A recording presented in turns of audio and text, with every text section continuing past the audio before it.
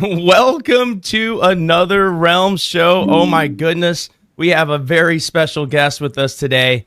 We have Campbell Purvis. He is from the YouTube channel Autodidactic and someone that I would consider a guide. And I'll have to take you back 3 or 4 years. I found myself in the basement, the bunker I call my studio now, and going through what I guess I would call a midlife crisis, existential life crisis or whatever.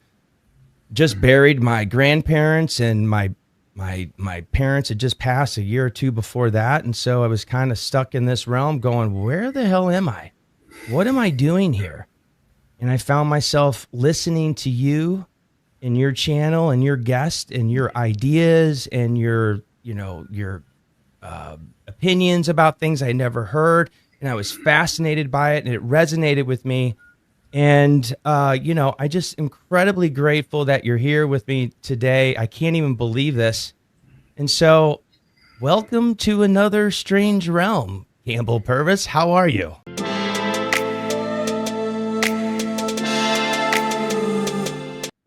Cheers, mate. Yeah, I'm good. Yeah, that's ready for a good conversation. Well, I really appreciate you being here. Yeah, I think we just get started tonight. I got the time wrong, so if anybody's jumping in the chats or wondering why we're on earlier, well, I used Chat GPT or whatever the hell they're giving us to use now, and of course it let me down.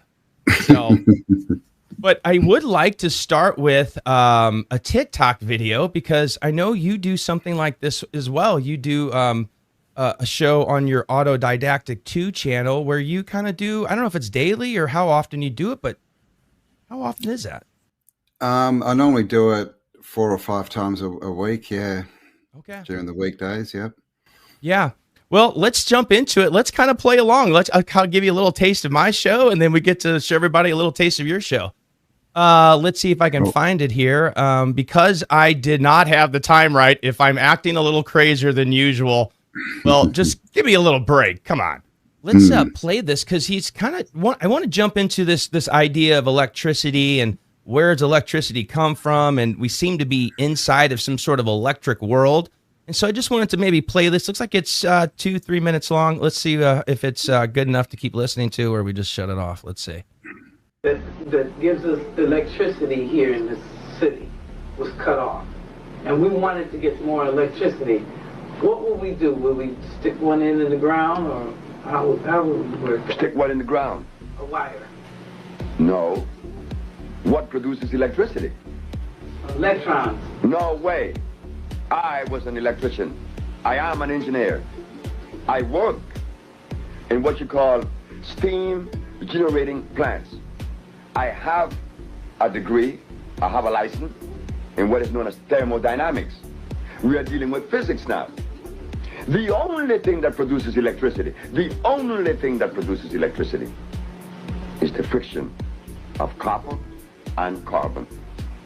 That could be seen in your automobile. Take out your generator and see what it has inside. It has a copper wheel and some carbon brushes that touches against it when it turns. Here's an example. This is the copper wheel in the generating plant that produced the electricity in this room. It is spinning at only 90 revolutions per minute, but against this copper wheel, there are carbon brushes, and this is what you see. The spinning of the copper wheel against the carbon brush creates a friction. That friction is called resonance. Resonance is electricity, not electrons. Resonance. The resonance produces the electrons, not before. So now, if electricity is produced by copper and carbon, the friction of copper and carbon,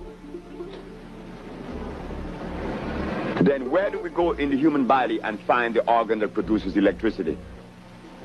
We find that it's the brain. The brain is the center of motor. The nervous system is the conduit that carries the electricity to various points of the body to cause motion. Now, should we ask, what is the composition of the brain? No. It is made up of what? Carbon and copper. The pineal gland is carbon, and the cerebral cortex, copper. Does everyone? We not only find that in human beings, we find that in the eel in Brazil that produces electricity to kill his prey. And when you open the eel, all you find is copper and carbon. No melanin. Well, does everybody have a pineal gland? I was told the other day that everybody doesn't have one. Is that true or not? If you had no pineal gland, you would not be alive. Okay. Well, there we go. That's let's start off with there. What the heck do you think about that? What is electricity? What are your thoughts? Are we living in some sort of electric world run by an electric god? Yeah, I mean, everything is frequency. You know, they love to tell us that everything's little balls running around, all these, you know, electrons and protons and neutrons and all this, but that's the matter that's created from frequency, right? Everything is frequency first. And, you know, that's how we create things, right? What matters to us, what we focus on most becomes matter in our lives, becomes a physical thing that we produce.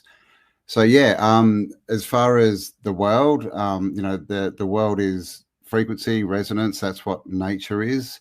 That's what all these, you know, ley lines and ether energy, and you can produce electricity. That's a byproduct of, you know, the frequency, and that's what they're encroaching, you know, upon us, right? You know, we're coming to everyone today in the 2D world, you know, on a screen through electricity. And this is, to me, this is, you know, the control grid that's being put on us, right? We can see where this is all going with AI and all the bots and all the IDs and all this kind of stuff. So we've got two energies playing here, right? We've got the natural earth energy, what I call the 3D world, you know, nature. And then we have the 2D world, which is electricity, you know, the L grid, right? I call it L, electricity. You can take L back to the Elohim, from the Bible, the El-ites, you know, people call them the El-ites. I call them the El-ites, the people of El. And then we elect these people into power. So we give them power, right? And the way I see it is, you know, frequency runs in waves, right? Sine waves, up and down, up and down. So it's positive to negative, positive to negative.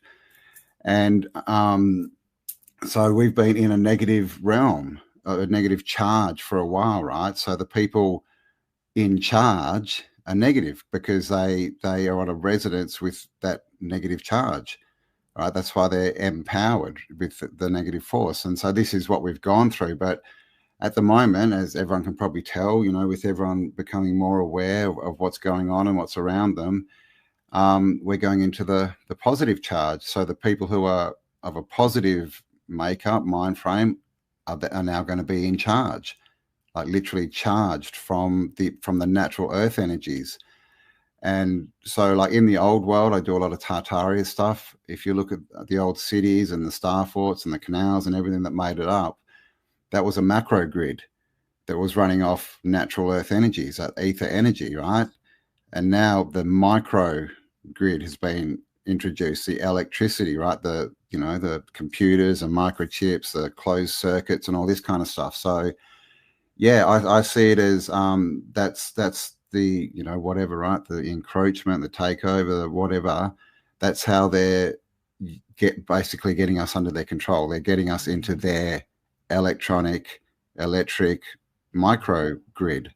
It's really fascinating because it's also it makes me think a little bit about, like, if we're in a simulation or some sort of like video game where there seems to be, you know, we hear people talk about these concepts of being inside of a game, but then you start to hear about, well, games need electricity. You're playing games in kind of a 2D world, but you sort of seem like you're in a 3D world when you're in it. And so maybe kind of wonder about that. What are your thoughts about that as far as like a simulation theory?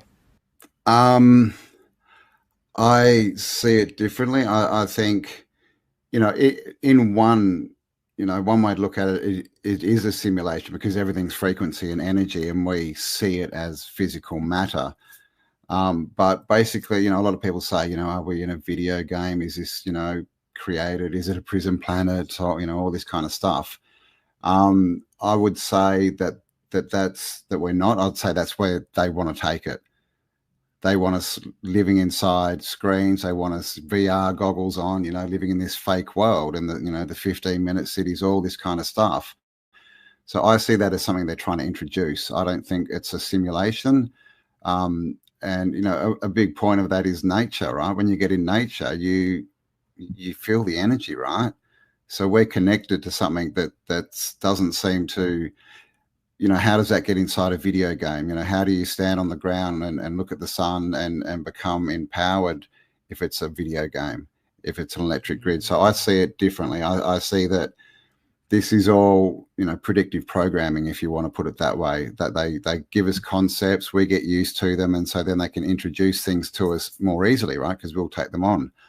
And so I think that's where they're trying to take us, into this simulated world, right? Which is, like you said, video games, you know, it's electricity, right? It's not earth energy, it's not frequency, it's not ether, it's a closed circuit of electricity. And that's, you know, the closed circuit, you know, they just keep us going round and round and round and round and round. And we, you know, most people never sort of stop to look around and figure out what's really going on here. So I don't think we live in a simulation, but I think that, you know, the El-ites are definitely doing their darndest to get us into one, but it's all choice.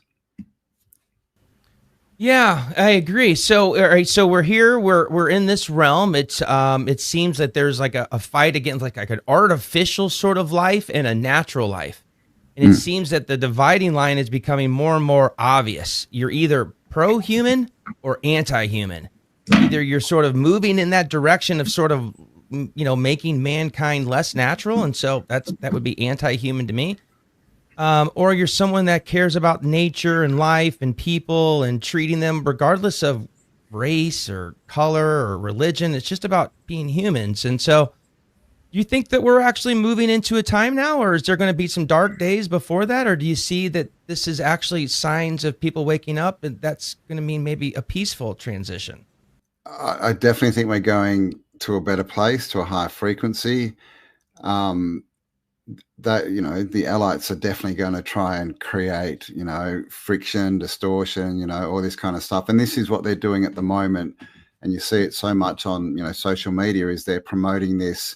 We're in the end times, you know, it's the end of the world, it's Armageddon and all this kind of stuff, you know, and they love to say it's the apocalypse, but the apocalypse doesn't mean destruction. It means a lifting of the veil.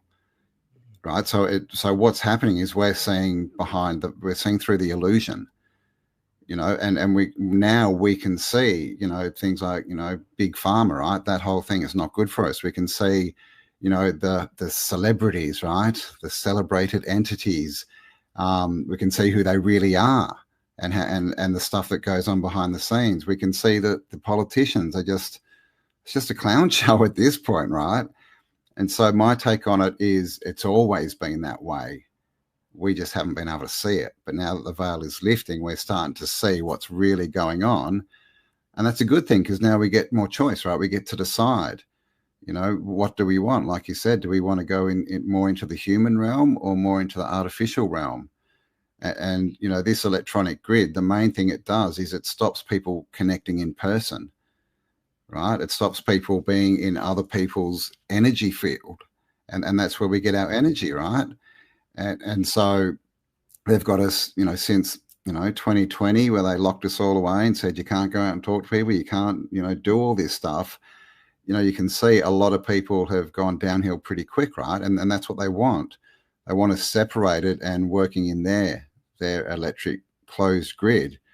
But that's clearly not the way forward. You know, we haven't been on this path that long, and you can already see what it's doing to people and to the world, and it's just not good. So we need to get into the 3D world, have conversations, meet with real people, and that's also where the answers are. You know, that we're flooded with information at the moment. There's so much information, but we don't have a lot of wisdom, because people are just taking in this information, but they're not discussing it, they're not contemplating it, so it's not really worth much. You know, it's, you know, and this is what they've put, you know, forward to us forever with the experts, and all this kind of stuff, right?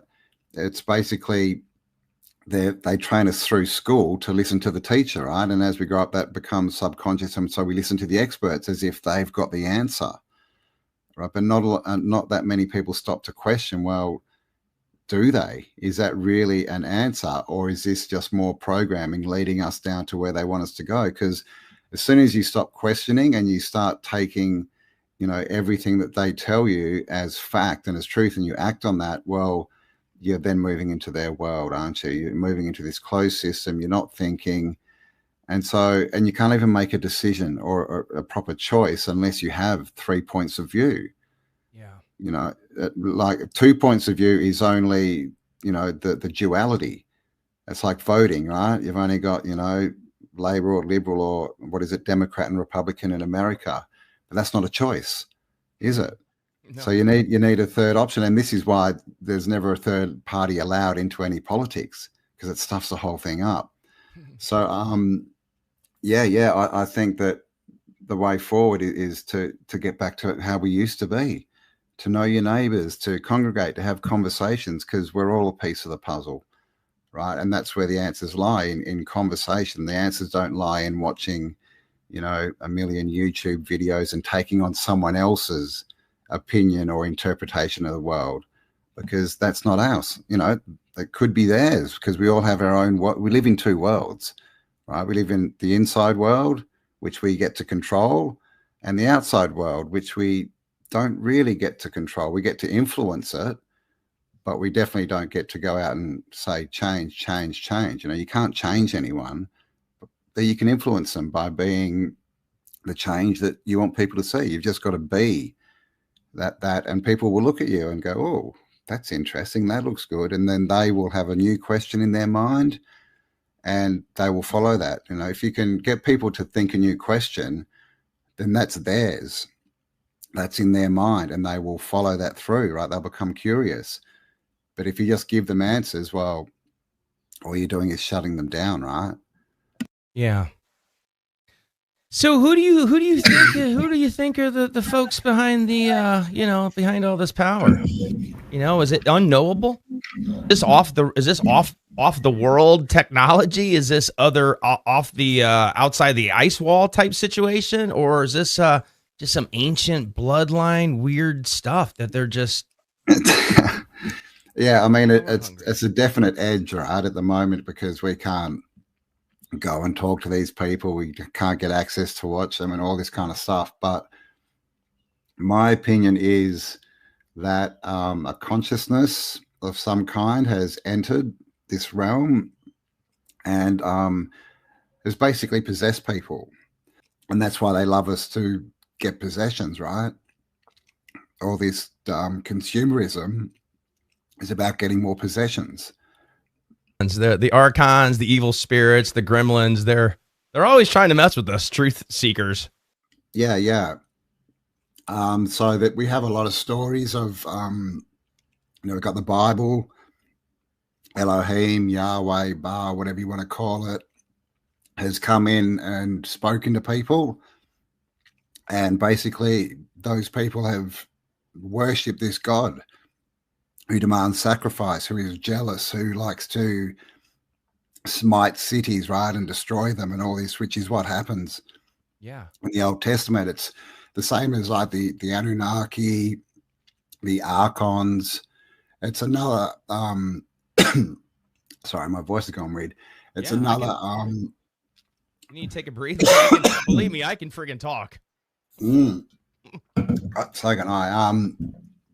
So yeah, I think it's a possession of a kind, and this is what the bloodlines is. They keep their bloodline pure because that's what the other entity can control, right? And this is why that they have all their secret societies and all this, and all the stuff they do behind the scenes it's the same thing. It's a sacrifice. It's treating humans as cattle. So the way I just say they're not us. They're not us. Right. It's not our consciousness. I've never met a person who wanted to start a war. That's not a human trait. You know, all babies are born good, right? They're all love, and the way we get, you know, bad people is through control, right? That they create famine, they create wars, they create all this stuff that gives people trauma, right? And then they act out and they become the bad people, you know, the problem people. And then the message we're given is it's humans that are bad. It's your neighbor that's bad. Yeah. So most people never see the real enemy. It's not the humans. It's not the other men and women. It's the ones that are hidden, right? The El-ites that are doing all this essentially. Humans don't start wars. Humans don't go into their neighbor's house and say, you have to give me money every week just because I demand it. Right. So it's all a control system. And you know, they love this story of, you know, humans are these violent creatures and all they do is start wars and rah, rah, rah. But that's not the truth. You know, all wars are bankers' wars, right? All these wars are created by the El-ites for control systems, right? To keep people in check and to make money and to basically get power over them. So I would say that, yeah, something's entered, like, you know, I was talking about the sine wave. So I think when we were in the most negative charge, the negative entities could enter, and they have. And through that, they've taken control over certain people. And then those people have, you know, been given, you know, physical gifts, you know, like money, power, all this stuff. But they've got to keep it in the family, right? They've got to keep their bloodlines pure. And that's why they're so inbred, right? Like that they just are. And they'll admit it, you know, that they admit that they are. And so, yeah, we've been invaded is my take on it. Yeah. Whether it's from another dimension or under the ocean or outside the ice wall is, you know, we just can't say for sure at the moment, right? Because it's too much of an edge. We don't have enough information, but we've been invaded by something that is trying to control us, take us over, and make us unhealthy and unalive us, right? You just got to look at the food chain, fluoride in the water and everything else in the water, the stuff in the air, the pharmaceuticals, everything that they sell us as a solution is detrimental to us and ends up being more of the control system. Yeah. And that's where we are now. People are becoming aware of this so that they can now make a decision. So, you know, what happened in 2020, a lot of people think that was really, really bad. And, you know, I'm not saying it was good. You know, a lot of people went through a lot of stuff, but it's made us more aware so that we can make better decisions. You know, if that never happened, we wouldn't be seeing all this stuff. So it's part of us waking up. That whole thing was just part of the unveiling and showing us what's going on. So now we can move forward. And now we understand that we don't need these control systems because there's nothing in there for us that's good. I agree. I've been kind of like, I have I guess our motto, I guess I've been saying all the time on the show is we're going to have to go in to win this thing. And sort of my idea is behind this is, you know, they've been telling us this vision. They sort of use this projected, you know, with their celebrities and their politicians and their, you know, wars and ever, and they get our attention. And so we end up creating the reality for them because we have the ability to create here, like you said, the spirit to matter. And I started thinking to myself, the way we win this is if we start imagining and telling our own vision in our own minds and using the ability that I think we have. If it's fourth dimension, if it's just connecting with people and talking. But I think if we can talk and start imagining this world, I think it can actually happen. Like it may have had before in civilizations like Tartaria. Yeah, I totally agree. The way out is in, right?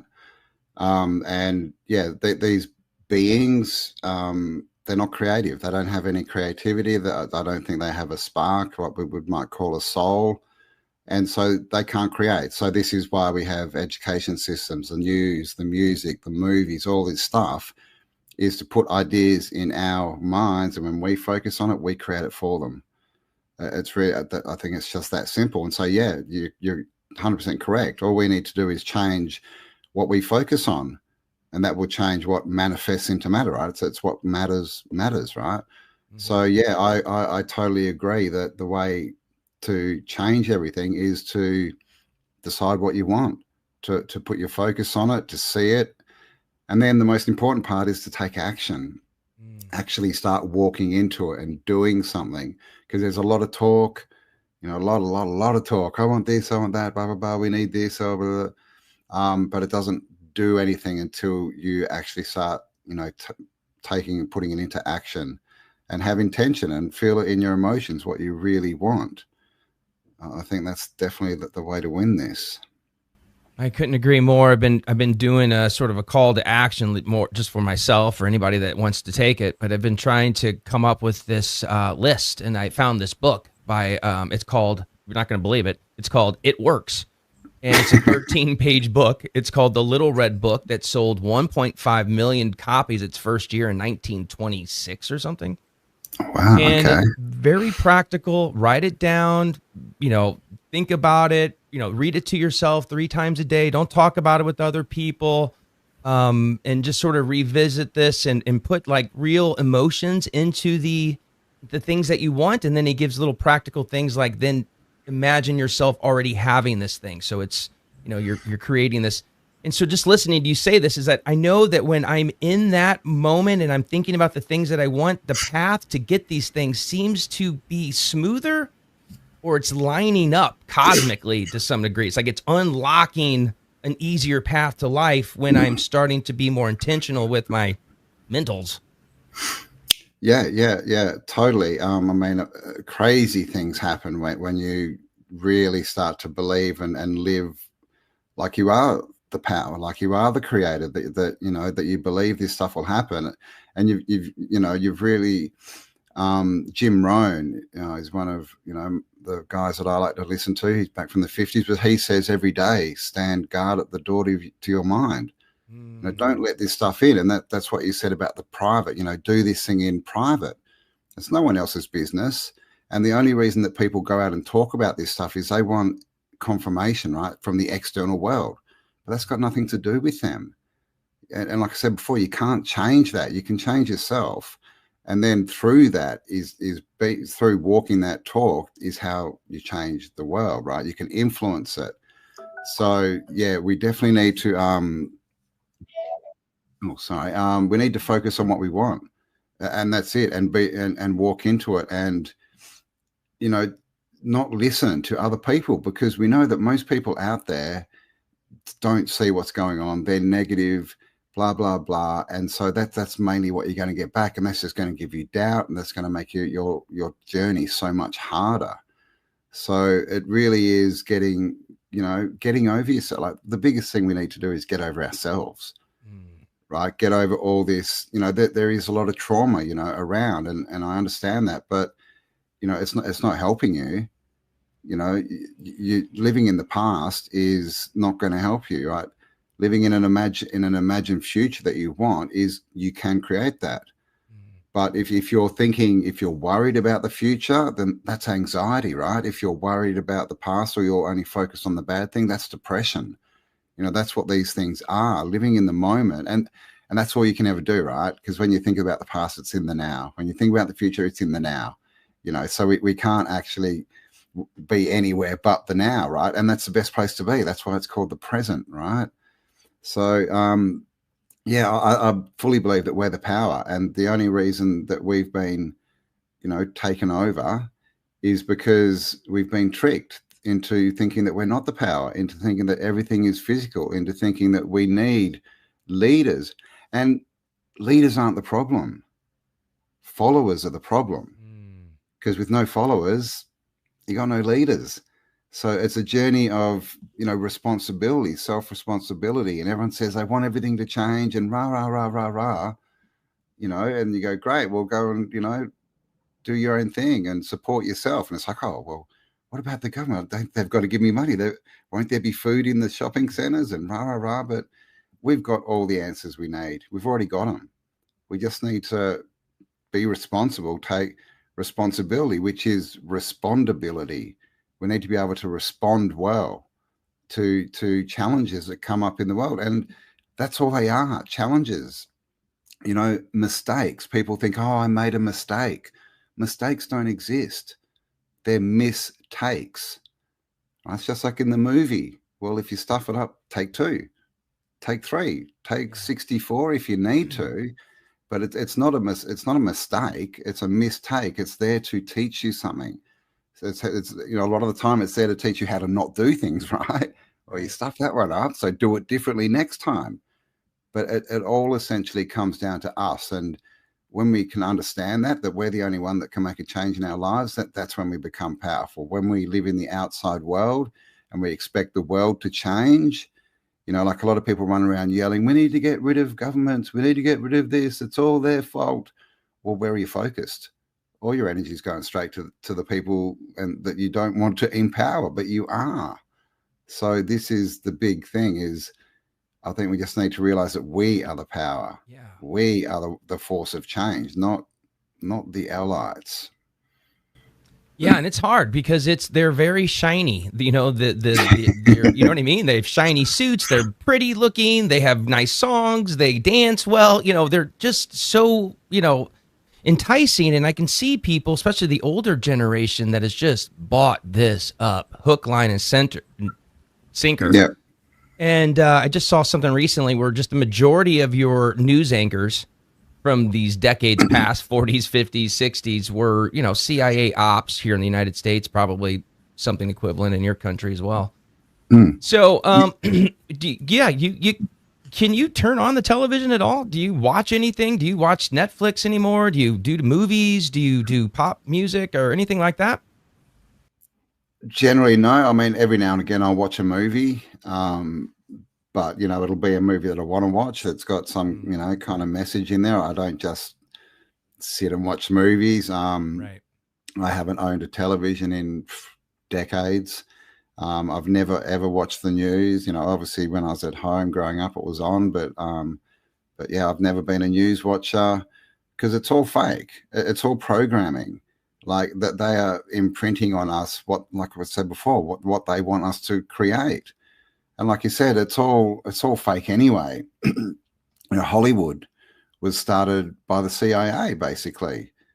You know, and the small hat people. And you know, Hollywood is they used to make magic wands out of the wood of the holly tree, literally out of the holly wood. And so when you're making a movie, you're making it with a cast of actors. Right? When they sit down and read you the news, they're doing a broadcast. They're casting spells. You know, a big thing is spelling. That's why it's the first thing they teach you when you go to school, spelling, right? And we don't, you know, normally associate that with spells, like, you know, like we hear about the wizards and things, but that's what they are. Because if you believe it, you're going to create it. Very interesting. Yeah, I mean, the whole school situation, I mean, now that I look back and I think to myself, how much of the history that I was taught was fabricated to some degree? And it would be interesting to go back to every single history book that I had ever been given and then just go through it and just debunk every single thing and prove it. Take it to Congress or something. Yeah, it doesn't take much looking either. And this is the problem, because people believe the experts and the teachers, they never look for themselves.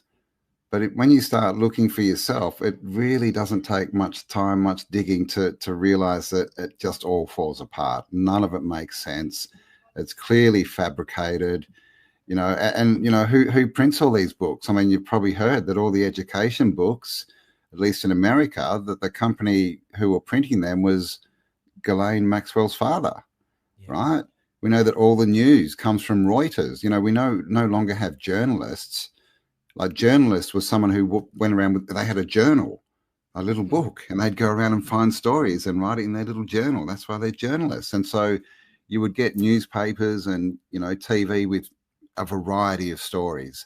Depending on what you watch, it would be different, right? Now it's all the same. It's literally all comes from Reuters. They get told, you know, what spell to cast for the day. And they all do it. And you've probably seen that clip where they get all the different newsreaders popping up and they're all just saying the exact same thing over and over. And this is what it is. It's just more control, more programming. But because we've been through, however many years of education. A lot of people think that they're the experts, and so they just take it on and believe it without looking at it for themselves. You think that's why it's time for a reset? We need to do something to shake this up. Are the floods, that's something I've been thinking about. Are the floods just the physical reset? It's like the flush. It's the similar, what are your thoughts? I think that what's happening at the moment is engineered prophecy. They're getting all these prophetic things from the past, which I believe have already happened. They're just saying it's prophecy, and they're trying to create it, right? We know all these weather events are created. None of it's natural, right? It's all created stuff, and it's all to get us to believe that we're going somewhere worse. Like, they're trying to get us to believe that we're still in the negative charge, because when they do that, if you believe it, they have more control over you. And I think my personal view is that they believe if they can keep enough people down in that negative charge, that they can control them through the reset, right? So they'll come out and they'll still have the little slave army, right? But I think that it's energy, and you can't fight the sine wave, right? You can't fight the frequency. It's rising. And we can see this just in the fact, like I said before, because they're all becoming exposed, so exposed. We can see that the ludicrousy of all of this stuff that we used to take, as fact, as something real. Now it's just a joke, right? And so, yeah, I think they want to keep us in a negative frequency. I think that's what their plan is, but I don't think it's possible. I don't think it's going to work, right? That they may prolong things, but everything that's happening as far as the weather and catastrophes, it's all made by them. We all know about HARP and the stuff in the skies and all of this stuff, what they put in, the water and the food, and it's all getting quite ridiculous. And they love to blame us. It's all your fault. You're killing the planet, right? So you have to stop driving cars. You have to stop eating meat. You have to do, and we're doing all this to save the planet for you. It's always put to us as a benefit to us. We're doing this for you. We're doing this to help you. But if you look back in history and even just think about it, there's not one time that this has happened that it's turned out for the good, right? It always ends up more control and more control. So we just have to understand that it's not us. We're not the one who goes in and creates mining companies and digs up the ground and pours arsenic into the water. That's not us. We're not the ones who go and clear fell forests and destroy habitat for animals. These are the corporations, right? And corporations, corpse, right? Corporation, they're dead entities, and they can only deal with dead entities. And they've all got us believing that we are dead entities. They got us believing that we're this all capitals name, that they, when you get a government letter, your name's in all capitals. That's not you. That's what they call the straw man. And that's another big story. But basically they create an identity, and it's basically to gain control of trusts, and they treat us as dead. And, a dead person can't make decisions, right?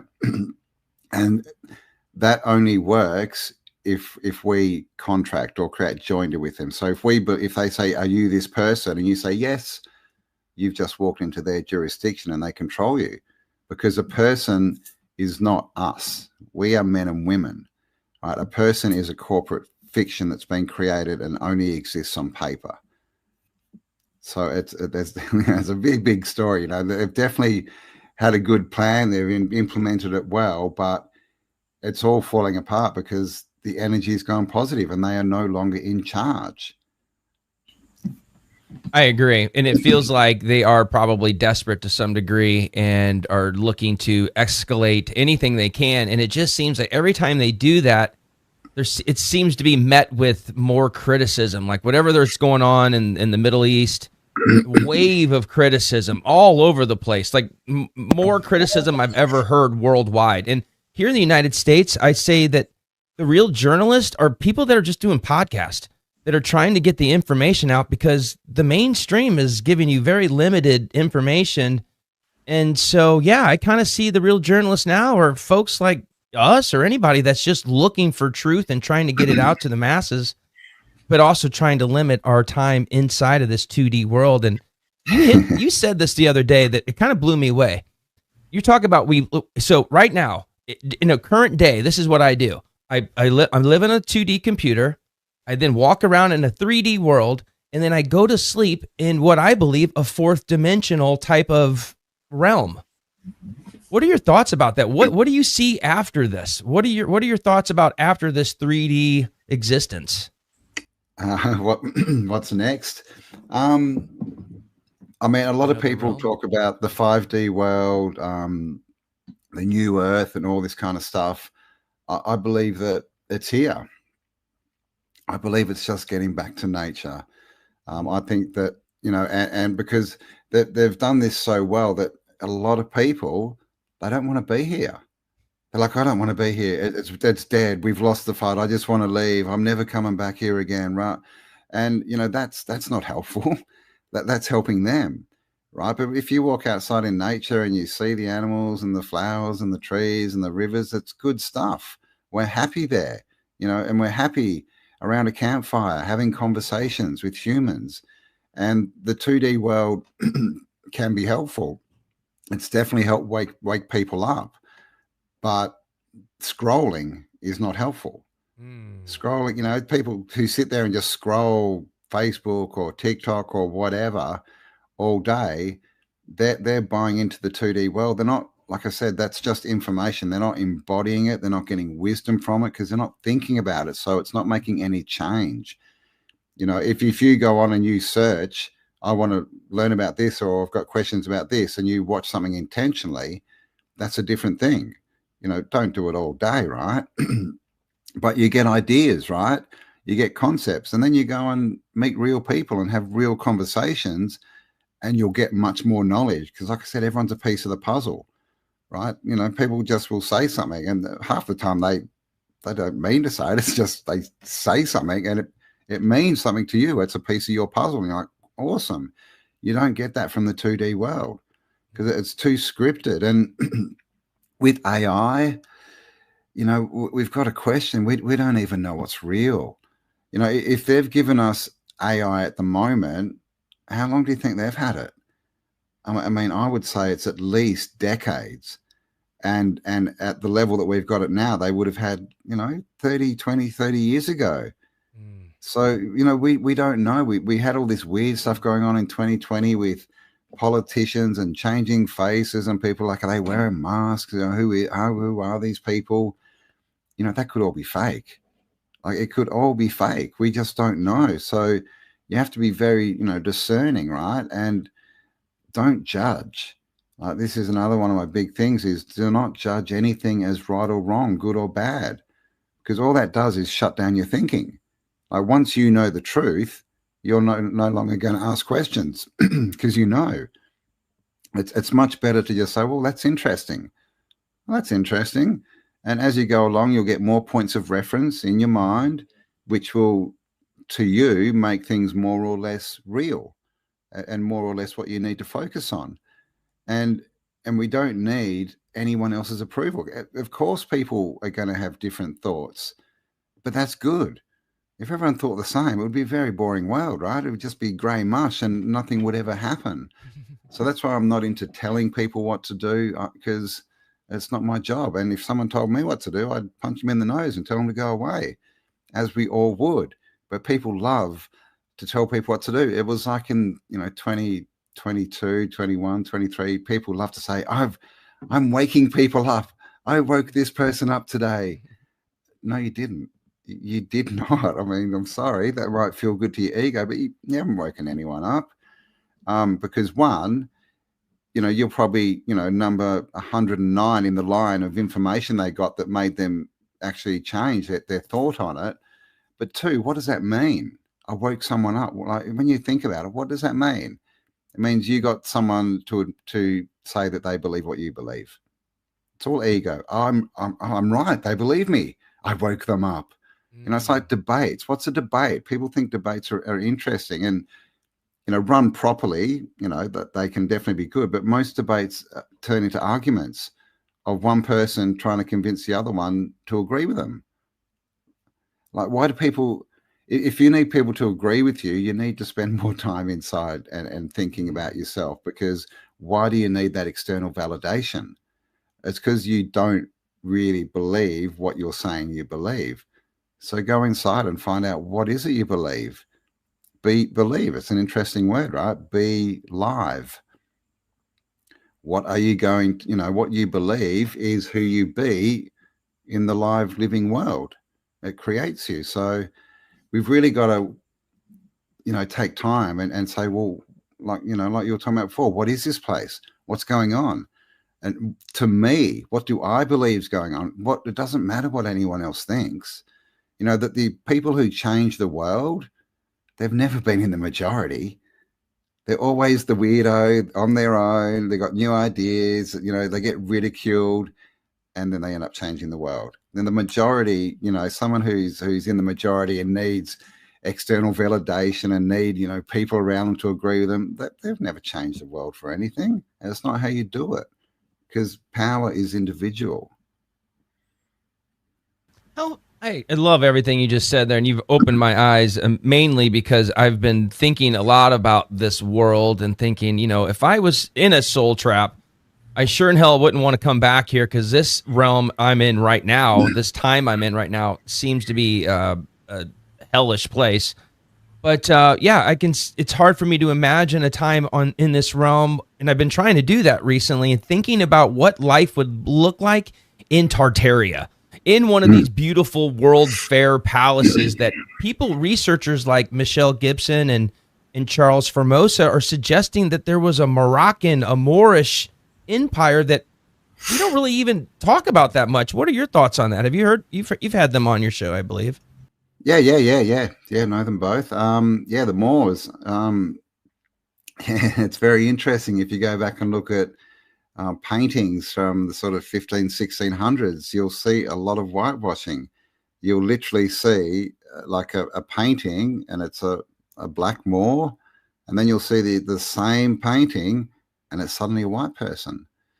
And this is all of the division.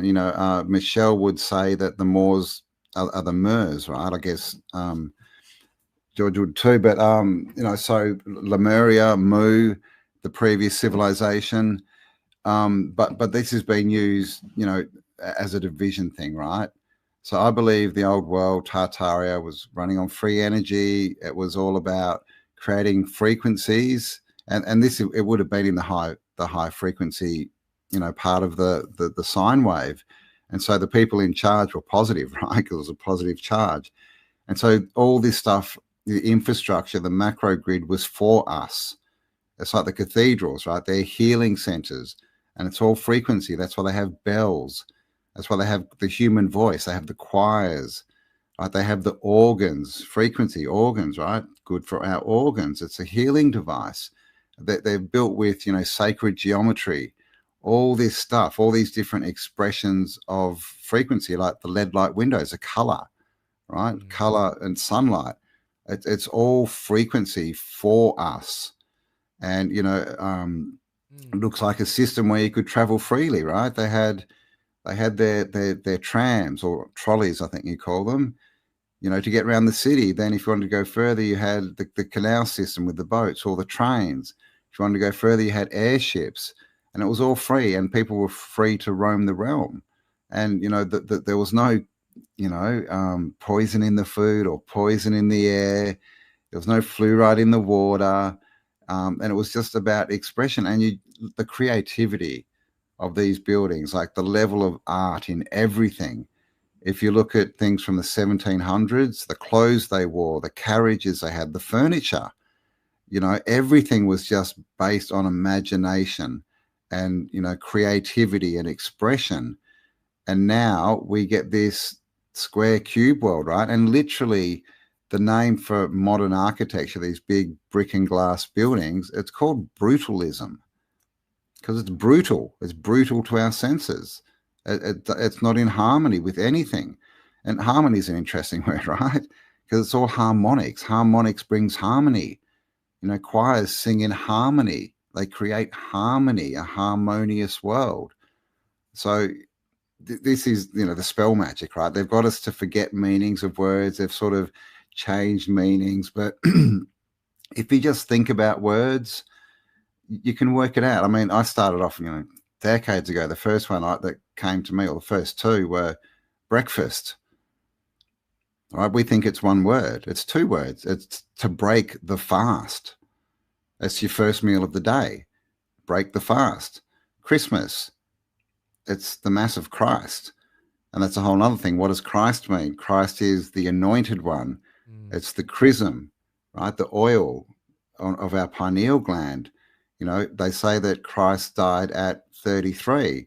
Well, we have 33 vertebrae that lead all the way to the temple. So we've been taught how to interpret these things and not question them or think for ourselves. And that's the spelling. We start to believe things, or we start to create our life through what they want us to believe these words mean and these concepts mean. So I think people don't ponder enough. People don't just sit down and think by themselves. Well, what does this mean? I've got this information. Does that make sense? Does it not make sense? Do I want to learn more about it? Do I even care about it?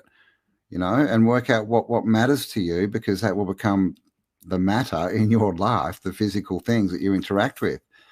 And that's what we've been taught not to, and especially with the internet. If you're scrolling all day, you're not thinking. You're just taking in information, and for no reason, because until you think about it and ponder it and question it and have conversations, you don't turn it into wisdom. And then it's just babble in your brain.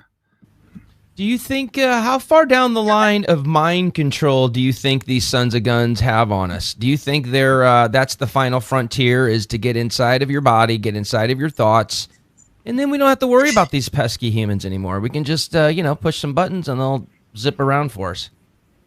Yeah, well, Elon Musk, he wants to put brain chips in people.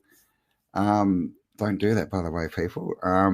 We've got everything we need. We're self-healing, self-replicating machines, organic machines. And definitely, I think that's what this rise of AI and robots is. I mean, it's not a good idea to make a humanoid robot.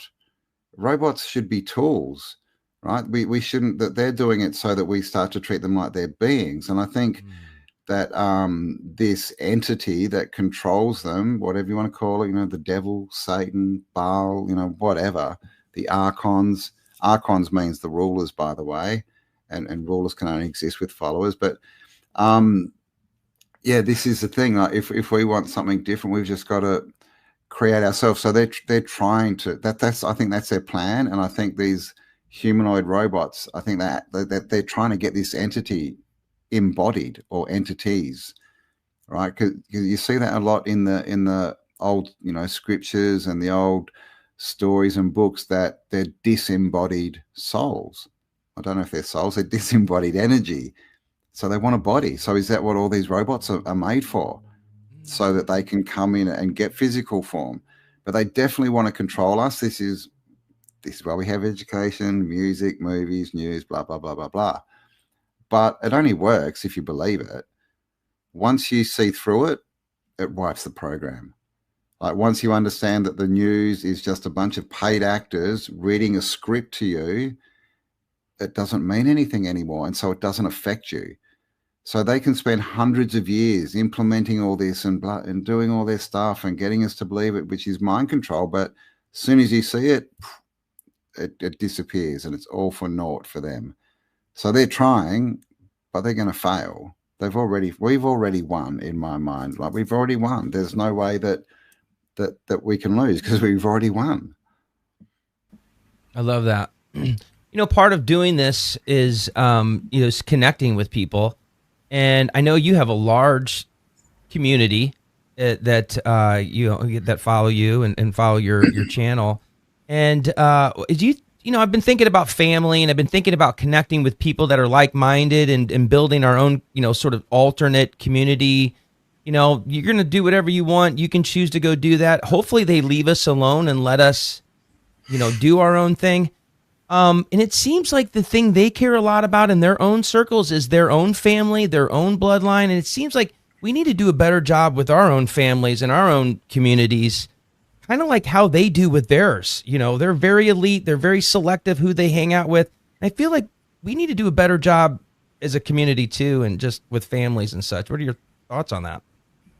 Yeah, definitely. Yeah, and again, that's the plan of division and making us believe that it's our neighbor that's the enemy, right? So keep us divided, to stop us having conversations.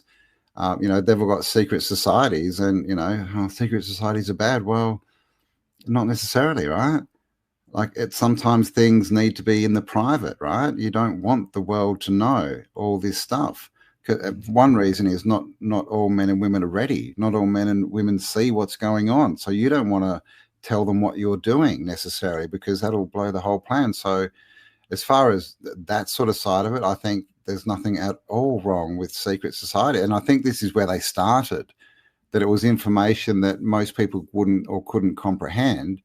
And so they just kept it to themselves. And then they obviously got taken over and subverted, and, the information inverted and turned against us. But a big thing that we do, I have a podcast as well, Tartaria Australia. And we did our first live show back in 2021. Since then, we've done sort of 10 live shows. We've done a tour to Europe. We just had a weekend, like a festival sort of weekend for 4 or 5 days a couple of months ago. We've launched a newspaper which does not exist online. It's a physical paper that goes to your physical mailbox, and that's the only way you can get it. So it's all about getting people to meet up, getting away from the screen, but just to meet up, to congregate, to have conversations. And because every time we do it, we hear the same story over and over. People are separated. Through what happened in COVID, people have lost their friends, they've lost their family, they've been isolated, and a lot of people still are 5 years later. And so the remedy is to get them around people, get people together, have fun, do all this stuff. And we've got other stuff coming, in the future that's going to be announced. And one of them is to get a place, land, to congregate, to have, festivals on, to have camping weekends, to have run courses and stuff. But we're not going to go down the line of building a commune or a community. And the reason is that I've looked at a lot of communities, I've been in a lot of them, and they don't work. And the reason is because people bring their problems and they expect the community to fix their problems, because they're not responsible yet, that they don't have the responsibility to do that. They want, they're still under the nanny state. They still want someone else to fix their life. And so our idea is, well, we get them in, they talk, they have a great time, they get new information, and then they get better questions. So when they leave, they slowly become more and more independent. They become more responsible. And I think that's how we change the world. There is a way that you can do a community, in my opinion, but it's basically doing it in reverse. Unless people have something to do and have a job and a responsibility and a part of a community that's got a common goal, it doesn't work.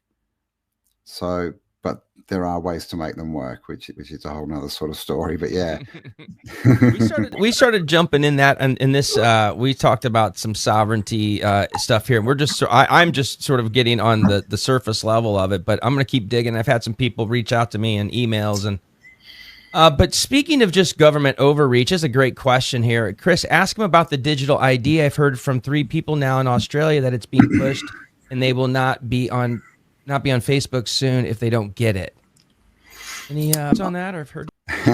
In Australia, what they're telling us is that when it comes in, it's going to be for under 16s. That's the first part, right? The slow creep. It was supposed to come in late last month, I think 30th of November. Nothing happened. Then they said the 10th of December, so we'll see what happens there. Okay. I did see some reports that it's been held off for 6 months, but I haven't been able to confirm that. But I think basically it's what we were talking about before. If we're all fearful about this and we believe it's going to happen, then we're going to create it. There's definitely ways to get around it, and it's written in their legal system. And there's a big difference between legal and lawful, by the way. But in their legal system, they have to conform to their own system. They have to. And if you go through, there are in all Western nations, in the laws, in the constitutions, and all this kind of stuff, that there's remedy. You don't have to sign on to this, that they cannot make you. And then, you can create your own servers if you need to. That, people are talking about Internet 3 that's been created. Yeah. So I rather look at solutions. I don't buy into fear at all. I'm not interested in it.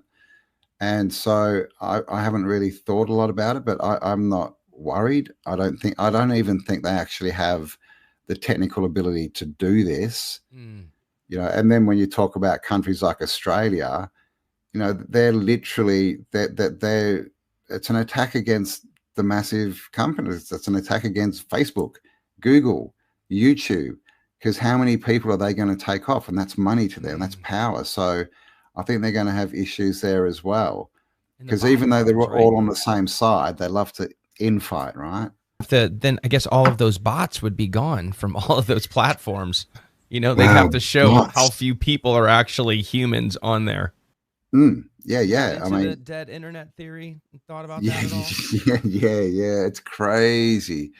Last really year, Facebook wiped 5 billion with a B, billion bots, 5 billion bot accounts that were pretending to be humans. So who even on Facebook is real, right? You've got to ask yourselves these questions, and this is why we can't just believe whatever supposed people say, because it could be a bot. This is why I don't get into arguments online, because you could be arguing with an algorithm. I mean, that's embarrassing. So yeah, like the internet, I say the internet is eating itself, right? With all these bots, we don't know what's real. With AI coming up, we now don't know what videos are real, right? So the internet is actually becoming less and less useful every day. And again, I think that's a good thing, because people are just spending too much time on it. They're scrolling it. They're believing all this stuff. And I think it's a good tool. But when it becomes social, I mean, that's another oxymoron, right? Social media. Yeah, sit at home alone in your house and be social. Yeah, right. All my friends. This is the thing. But, meet people. And if they're real people, go and have a coffee with them. Meet up. Yeah. Get back in the 3D world. That's where it becomes useful. It was definitely useful to link a lot of people up, right? Like I said, we've had all these events and shows and blah, blah, blah, and that's all from online, right. So that there's good aspects, but only if it's a tool, right? If you treat it like a god or like an expert or like your life, then it's doing a lot of harm. Do you think that's why people enjoy these kind of conversations? I don't, I was kind of thinking tonight I was going to do a little zing, a little zag, throw some, videos in here and just spruce it up a little bit. But I think it's just two people like you and Guy Anderson just having these conversations. It's just refreshing. It seems to be that's what I get told. I've asked the question a lot, what kind of content do you like? Why do you watch me? What should I do more of? And most people just say, we just like to hear you talk. Me too. So I think part of it is definitely, like I said, a lot of people are still isolated, right? And they haven't found their tribe around them yet to connect with. So I think it brings them comfort, right? To hear someone, makes them feel less crazy, right? When they hear someone who's crazier than they are, right? Someone like me.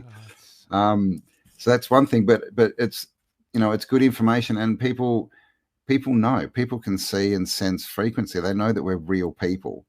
We're not just repeating stuff. We're not, and I don't do things for views. I'm not into sensationalism, all this, basically spreading the same fear porn that everyone else is. You go onto TikTok today, and if there's like a story that's come out that, there was just recently in Hong Kong, those 6 buildings caught fire and, people were unalived, and you put that into TikTok and there's a million videos all just saying the same thing. And that's AI. AI cannot create, it can just replicate. That's AI. People are turning themselves into AI, and they're doing it for money, and views and dopamine hits, but it's not helping anyone, and for their ego, they're like, oh, I got this many views. Well, great. But how did you help the world? What did you change?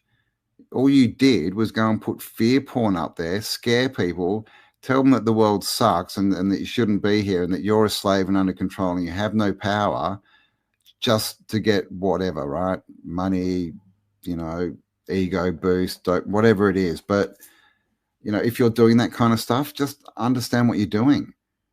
Like, think about it. People are interested in thoughts, in creativity, in new ideas. That's what real men and women want. They don't want replication.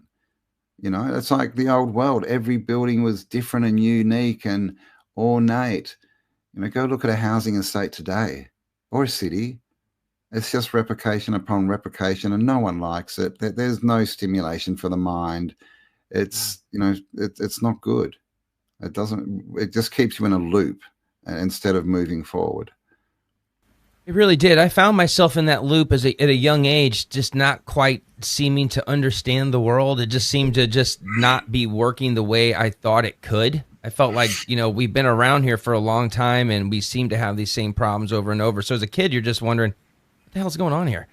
And so, as I've gotten older, I understand money is the big, the big driver in this world. And do you think in a time in the past civilization that money was treated differently, or the way they traded services or products was different? Because it seems like now we're in this usury, this, it's debt world, and now you have debt slaves. And so people have no choices. They have little time to listen to our message or any message because they're, connected to the almighty dollar or whatever. Thoughts on? Yeah, man. The one eye, fiat currency. I mean, just in the last couple of 100 years, like, money used to be backed by gold, like to the point where you could take a note to a bank and exchange it for that amount in gold. Now we don't have that, right? 1933, Federal Reserve, Jack Lyon, all that kind of stuff. So money's fake anyway. It's completely fake. It's fiat currency. I think that in the old world there probably was no money, because it was a completely different society. When we think about the past and other civilizations, we're trained to see it through the eyes of this civilization. You talk to someone about technology and they're going to think of an electronic circuit or something like this, right? That didn't exist in the old world. It was a complete different type of energy. It was ether energy, it was natural earth energies, completely different. They didn't have small circuit boards and all this kind of stuff. So I think that the old world was for men and women. It was for us. It was created for us, to empower us. And so I don't think there was money at all. I think it was help everyone, be of service. If someone needs something, get it to them. There was no money involved, because they've put us in this system where you need money to buy food. Why? Because they've taught us to not know how to grow food. They put us on suburban blocks where we don't have enough space to grow food, and then we've got to go to work, so we don't have enough time. You don't know how to fix your own car or build your own house or do anything. So people have been trained into, you need money. You need money to survive, and this is why a lot of people are also scared to leave the system, because it's their mum and dad, right? It's the nanny state that gives them everything they need. But it's all an illusion. You can imagine if people because everyone's got skills and talents, right, innate to them. Jobs kill that. They kill that completely. So many people do jobs for their whole lives that they hate, and all they want to do is play the guitar or be a woodcarver or whatever it is, right? And so that gets taken away. But if everyone didn't have to work and they could do their natural talents and skills, everything would be covered. Some people love gardening and growing food. Some people love cooking, and that's just what they do, right? And some people love building houses and whatever it is. So I think everyone was just doing what they love to do and being creative. And so there was abundance, because the world is abundant. How many apple trees are in an apple, right? What's the answer? Infinity. Like How there many is seeds no do you get in lack. just one apple, right? One apple, you get how many seeds? It's like 6 Exactly. or something. You got what, 10 seeds? How many, so they're all an apple tree. How many are they going to grow? All those apples also have seeds, right? Unless it's Monsanto. Don't buy Monsanto. But this is what they do. They're trying to create lack, and at least they're trying to create the belief in us that there is lack. And if there's lack, well, then you've got to fight your neighbor, right? It's a game. For you to win, you've got to get more than them. And you got to keep working, because that's the way, because there's not enough to go around, and it's all a lie. None of it is real. So I think that the old world was completely different. They saw life differently, and like I said, it was a society built for men and women to flourish, right? And so money, I don't believe, was even a thing back then. They used their gold to put on the buildings, on the domes, on the statues, right? They weren't hoarding it, because gold's weird, isn't it? Right? They spend billions of dollars setting up mining, digging through the ground to get this gold out, and then what do they do with it? Melt it into bars and put it in bloody storage facilities underground. They don't use it for anything.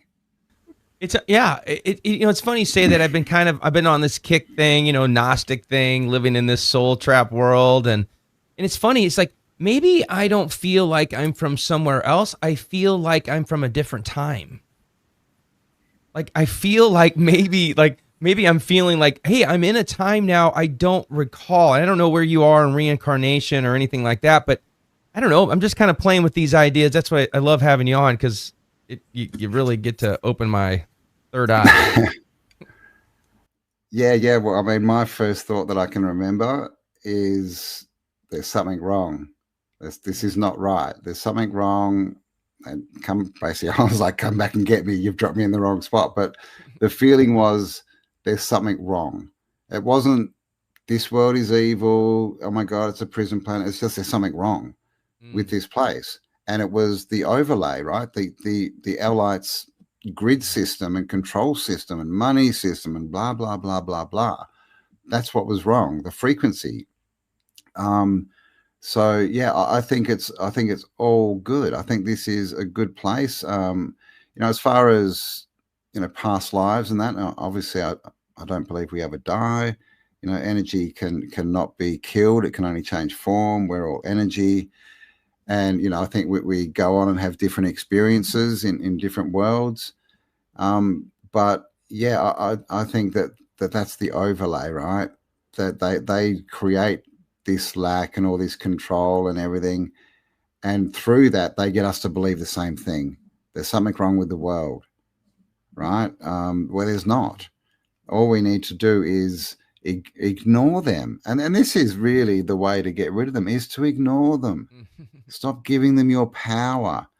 Sure, we do need to learn certain things because they have the legal system, they have guns and cages and that, but information, be autodidactic, right? Which means to be self-educated. And self-education is the way forward. Understand where you are, who you are, what their systems that they use are to control you, and find solutions. Because that's what we are.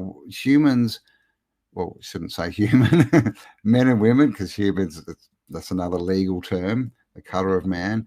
But men and women are problem-solving machines.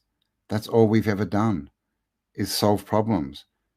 And if you believe that, oh my God, you're stupid, you can't do that, blah, blah, blah, only these geniuses can solve problems, and people in front of you, standing on stages yelling at you, then you've lost the battle, you've lost the war. Like, we have all the answers we will ever need. We've got them now. We've just got to pay attention to them. Yeah, I agree.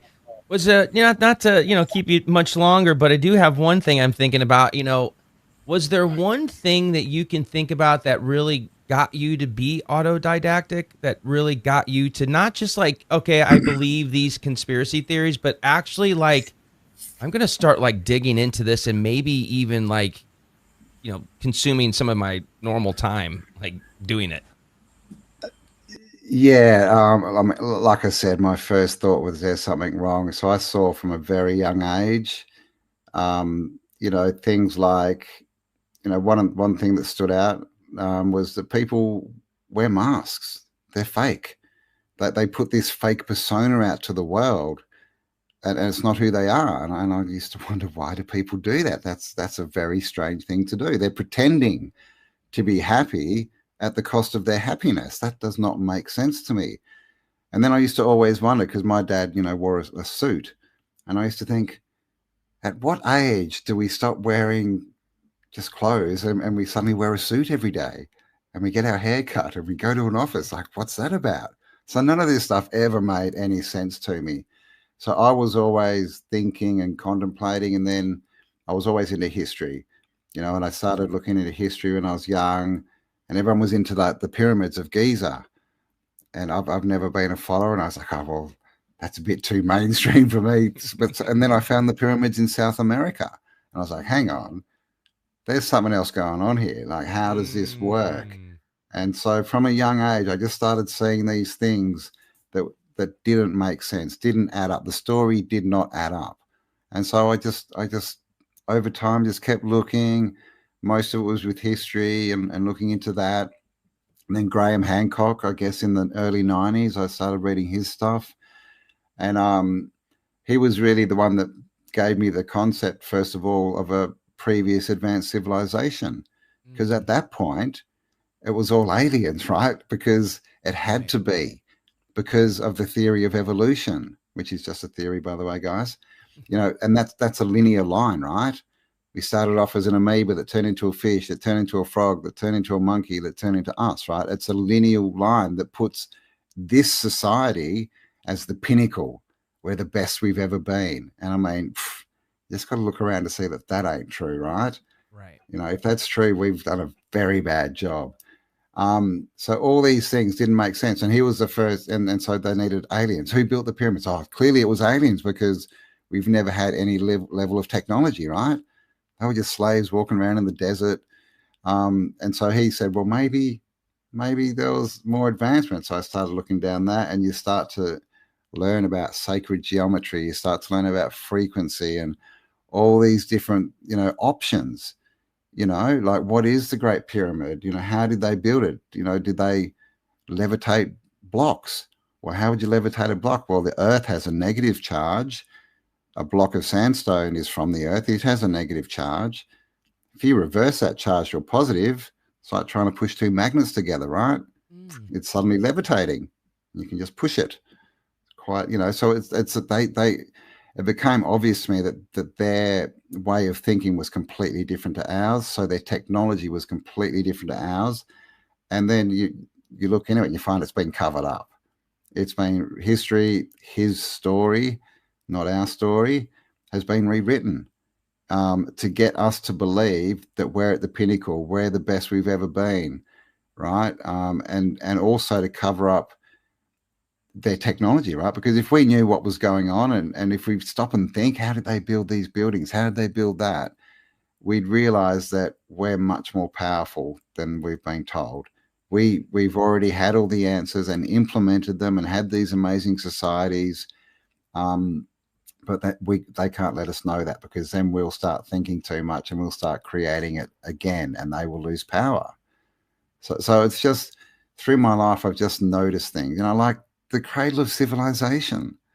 They tell us civilization was started twice, both times in deserts. Does that make any sense at all? Like, seriously. No, it doesn't. I have questions about all of these deserts across the realm. Well, deserts are a whole nother thought. If you look at the world map, who knows how real that is, but there's a scar that goes across the top of Africa, the Sahara, through the Middle East, and up into Russia. That looks like this big course of destruction. If you read, the Old Testament, and I'm not saying any of it's true, I definitely, don't believe in religions, but it'll tell you, Yahweh came down, told someone to build the ark, and then they went out and they leveled cities. They just went out destroying everything they could find. And that's kind of what you see, right? There's and even that's some kind of technology that in their timeline should never have existed. Do you think they have? Because that's something I've been following along. The Maui fires, the fires in Los Angeles, and then these smart cities. You know, these future smart cities, and they seem to always catch on fire. You Yeah. think that's just the playbook of the elite? That's just to use fire and earthquakes or something? Maybe there's a flood at some point. Yeah, 100%. G weapons. I mean, if you look into just putting Great Fire into a search engine, and you'll find that pretty much every city has had a Great Fire, and this all this legal law stuff goes back to interesting year, right? 1666, right? 1666, the Great Fire of London. That's where they burnt all the documentation and got rid of it all, so that they could then implement their new legal system and trick us into being lost at sea and dead entities. But there's been fires everywhere. It happened in Australia. We had a World's Fair in Sydney, and the big glass and iron building burnt to the ground, right? Yeah. And all of the documentation up to that point of Australia was in there. It all went. So they love fire. It's the great cleanser, right? It gets rid of everything. And so, yeah, I think it's one of their, back to the Great Fire of the Library of Alexandria. They've been at this, and timelines, that's a whole nother story. But yeah, I think it's just an easy way for them to wipe the past and the wars, right? Again, a half of that is that they want to wipe out the at least the working buildings of the past and the knowledge, and they want to get rid of it all. And it's just an easy way to do it. You burn something to the ground, you burn the books. Pretty hard to get that info back, right? What are your? I mean, I'm an American. An American, we get our own special kind of propaganda. So I don't know much about the rest of the world, but I know enough of the story about Australia that apparently we sent. This is just Midwest kid. This is all I know. That the English sent a bunch of prisoners to your country, and then that's it. And you guys just became a very powerful country. What's the true story? Well, they tell me that that my first relative here was a convict, so I'm a seventh generation. I don't know if I believe that.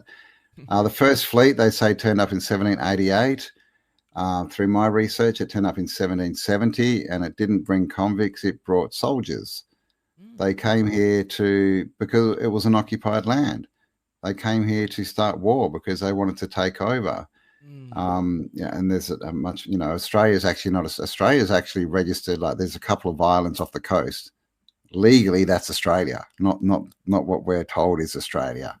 So I'm actually not, yeah. So I'm not actually living in Australia. So this is the lengths that they go to. But basically, that gives us a timeline, right? A very short timeline. They say that when they turned up, there was nothing here, like nothing.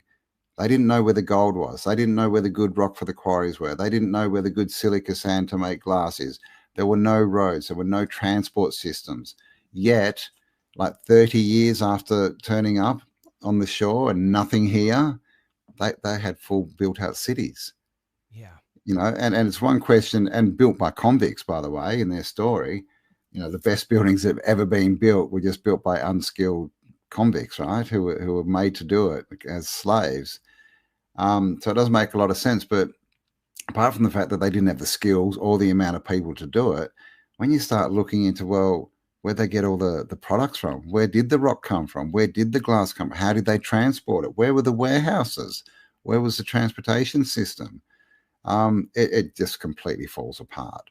Yeah. I mean, it really does. I mean, the Crystal Palace in London in 1851, they built it, or 1850. It had 0.5 mil thick glass. Oh, no, sorry, 5 mil glass. Right. So very. Yeah. Very thick. Yeah. Oh, so yeah. So 3 is. 3 millimeters. Yeah, is very, because you do inches and stuff.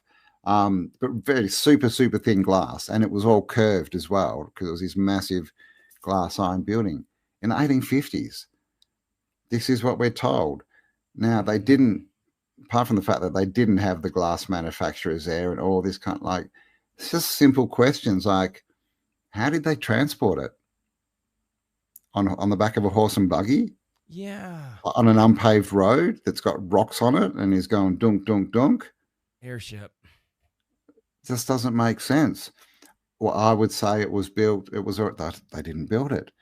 They also tell us that they then deconstructed it, moved it a couple of kilometers away, rebuilt it. But when they rebuilt it, it just happened to look a bit different. But it was the same building. And then it burnt down, and it was literally made of iron and glass. How does that catch fire? So like this is what I was saying. It doesn't take much looking to just see that this is just all a silly story. It's just a silly story that they've fed us to be able to give a story of why we have all these buildings around. Yeah. Because people ask questions. And so that's why they love to push time back, because I think all this happened a lot closer to our time than we've been told. But they want to push it back in time because it gives them more time to build their story of what and explain all this stuff that's unexplainable. Yeah, I grew up across the street from Forest Park, which is the fairgrounds for the 1904 St. Louis World's Fair. Oh, yeah, okay, I've been there, yeah. And I right across the street from it, and I'm actually pretty certain that I grew up in some sort of Tartarian type of all bricks, red bricks everywhere, and yeah, very special energy in that park, a monster park. But there's some old buildings there. The one that's still left, or the only one that's left, is like the art museum. It's not as impressive as any of the photos, but that's where the Parthenon still is, isn't it? Or the Parthenon replica? No, I don't believe that. I don't know which one that is, but it's not St. Louis. The only thing we have left is the art museum and some gazebos. Yeah, right, because I'm pretty sure it was St. Louis. Is that the big giant one? Because the Chicago one had the big giant statue. I can't remember what that was, the gold statue or whatever, the white one, the White Palace or whatever. I think that was Chicago. Somebody will know. Yeah. I'll have to what is the check. Parthenon then? Is that the one with all of the... That sounds like Memphis or something. Oh, maybe it was Memphis. You could be right. Sorry, I was going around, but I didn't know America very good where everything was. But yeah, I think you're correct. Yeah, Memphis, Tennessee. And they had a pyramid, that one. But yeah, the Parthenon is still there. And it's an exact replica of what they call the Parthenon in Greece. Yeah, which they attribute to the Romans and thousands of years old and all this. So it's basically a colonnaded building, and it's got this massive statue, gold-covered statue of Athena in it. Massive, but yeah, like this is again the story, and they say they moved that one as well, like 100 meters or something. It's like just dumb stories. Which I mean, why I don't even know why they put it in there. Like a lot of people say they have to tell us. I don't know if that's true because they don't tell us about what they put in the food, right? But right. But yeah, it's like they say that it's the Parthenon in Memphis is the exact same size, dimensions, and everything as the one in Greece. And they say, oh, it's just a replica. Why would you build a replica to Greece if you're having a World's Fair in the USA? Right. Why would you be promoting another country and not building your own identity? Right, this is back in the 1800s, so it doesn't make sense. But I see that the reason that we get that is because they're not buildings, they're machines, not machines like we would think of them. They don't have crankshafts and cogs, right? They're ether machines, and that's why we see similar buildings everywhere. That's why all the Parliament buildings, right? They're all the same. They've got the columns out the front, the massive domes. It's because it's a machine. It has a function. That's why they look the same. Not because it's a Gothic revival or any of this silly story that they give it. It's because they're all components of a macro grid, right? It would just be like us putting a processor there and whatever there. That's what they are. And yeah, that's why I think we get all these buildings that look the same. But they try and hide that, because if we saw that it was all the same, we'd be going, hang on. Why? What's going on here? We might start to unwind it, right?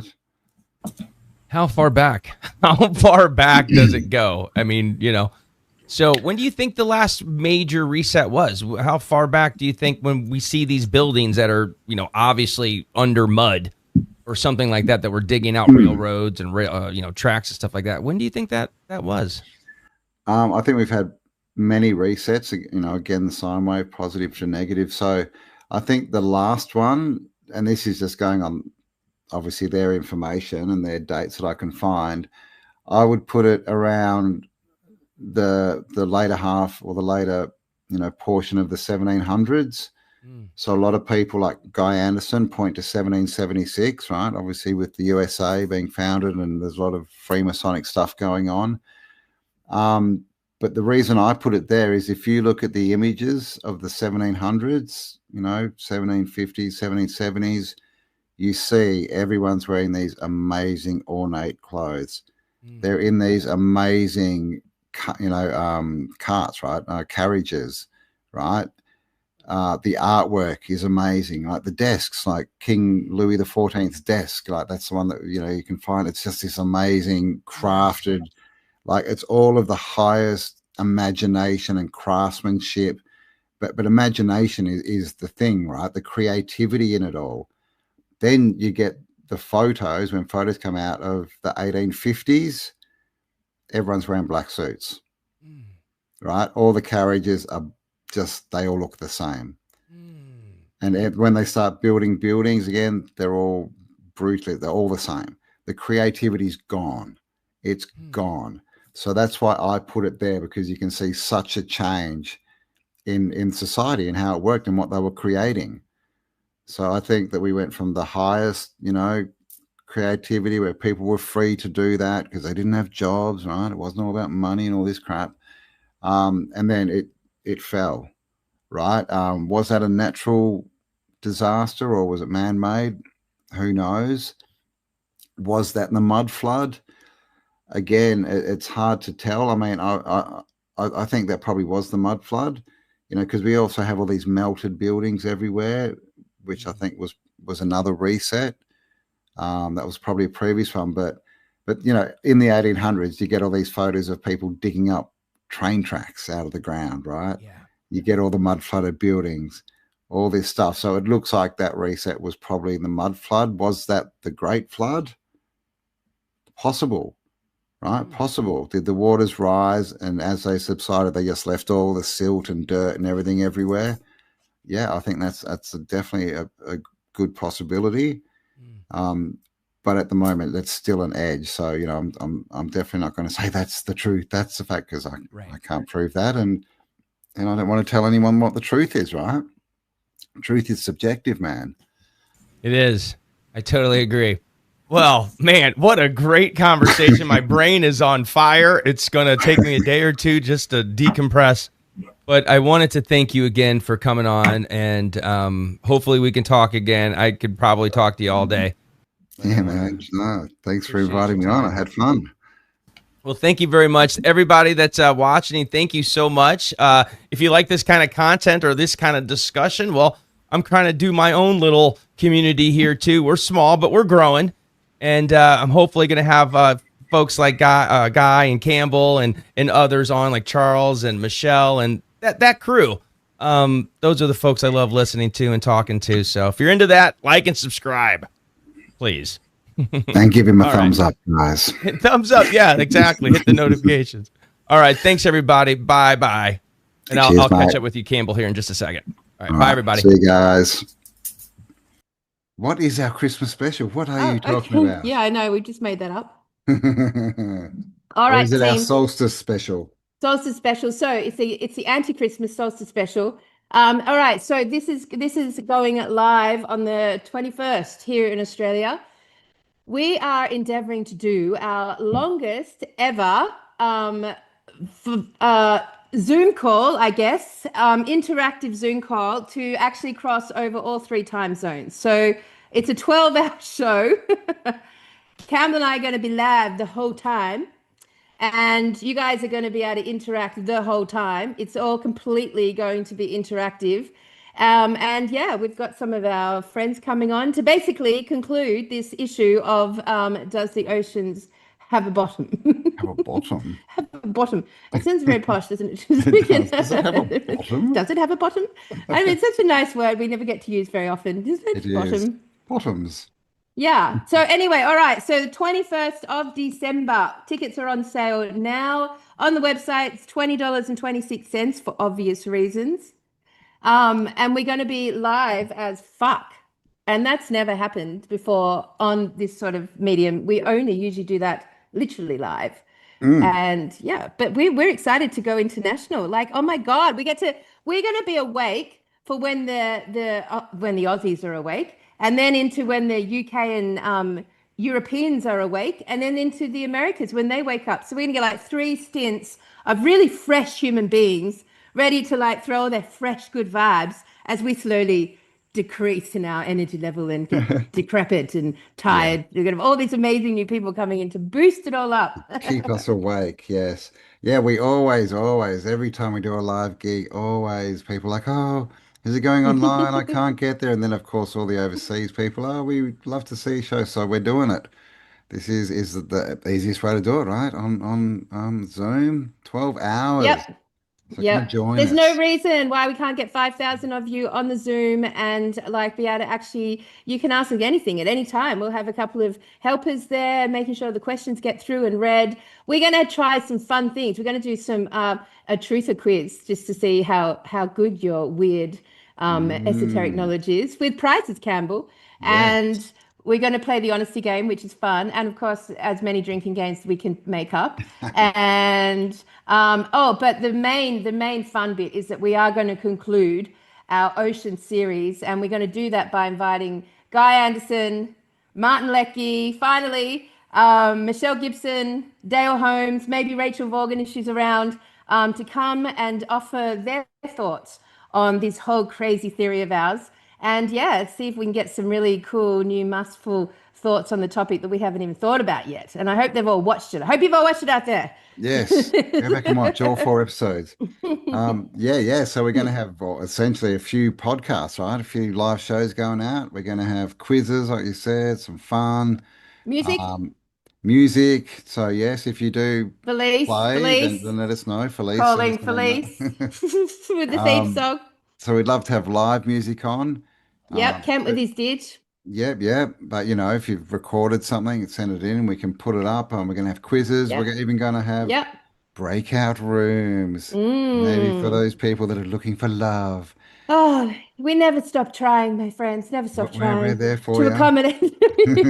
We're doing it. Yeah, and also people looking for land. There's a lot of ads in the paper this edition. So that can be a breakout room where you can actually get into some nitty-gritty thoughts on that topic. Yep. And just whatever happens naturally, I guess, wherever we go with it. And also the community, if you are inspired to want to promote something or just add something, you can pre-record and send in a little video to us, which we'll play.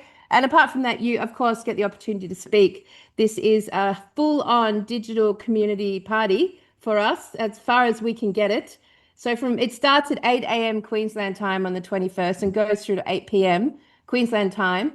So that's the whole day in Australia. And then it'll be the morning and the evening in other countries, and then just the evening in other countries. But it's all over the place. But it does manage to get the entire international community. And that is fucking exciting, Campbell. Yeah. We've never done it before. I don't think anyone else has done it before either. So it's another first, and it's going to be fun. It's going to be like a big variety show, like Hey It's Saturday used to be, right? Fun, uncensored, but also not much of a plan. We just got to see what happens, right? Let it roll, let it unfold by itself. So yeah, if you do play an instrument, if you're a comedian, if you have a special skill, let us know. And your weirdest story. We want you to come up, really think about the weirdest fucking thing that's ever happened to you this lifetime. Like your weirdest story. It's so weird. And everyone's going to think that story. Think about that story. It'd be amazing to start to contribute some of those weirdest stories. I know everyone will really enjoy it. And the purpose of the show really is just to hang out. It's on long enough all day that you're going to basically just be hanging out with us. So you just put it up on the lounge room screen and do your day. If you have Tartarian friends or community around you or want to like put your hand up to host a little gathering during this time, that would be fun. And maybe like by lunchtime or 3 o'clock, I might let Campbell start drinking. In which case, by about 8, he'll be pretty fucking sloshed, and you should be getting some good dad jokes out of it to end the show. Campbell's gonna premiere Missed Autodidactic, the Jolly Swag Tour video. I'm nervous Yes, for him. He's I scared. know. He's got a creative block, but we're pushing through it. Yes, yes, we're going. Yes, that will be done. Yes, it hasn't been done quite yet, but yes, that will be amazing, actually. It'll probably be the best part of the whole show. I have no doubt in you, buddy. I think you can pull it off. The one you made on the Christian City was excellent. I loved it. It was moving and emotional. I felt it was good. The potential in you to do cinematic drama is there. I just know it. It's Mm, just about like locking you in a white room for 3 weeks so you don't get distracted. Yep. basically, yes. So that's on sale now. So everyone, you got nothing to lose. It's 20 fucking bucks. It's nothing, and you're gonna come and hang out. So obviously the star of the show is going to be this, like having everyone's thoughts on this topic that we've gone so deep into. But also we're going to do a secondary show because I think we've managed to finally smash and conclude the simulation debate. And I've been Mm. sitting on this one because I've been waiting for the moment Cam and I can really get into it because, there's a lot of truthers out there who, and me included, have just like, seesawed between these two concepts of, is it a simulation? Is it not? And I think we have solved it finally and forever, enough for at least my mind to rest on it and to never look back. Mm. Yes, So yes. So yeah, yeah, that will be a good conversation. And like we said, you guys will be in the chat. You can put your 10 bobs worth in and join in on the conversation. And yeah, it's been a big topic, hasn't it? The old simulation came out of nowhere, I guess all based off the Matrix and movies like this, because it didn't really exist that long ago. mhm. And everyone's like, oh, is it fake? Is it fake? So we're going to discuss it. And that's it. You'll have to come and join our Zoom link at Well, tartariaaustralia.com if you want to find out our thoughts on it. yeah, because we're actually not going to air the show. This is going to the special right now. And may I just say that we're not going to just discuss it, we're going to smash it. So I don't believe any of you will be in any doubt after the conversation on that. And that'll end a whole body of work that has been maybe the biggest psychological psyop in the truth community.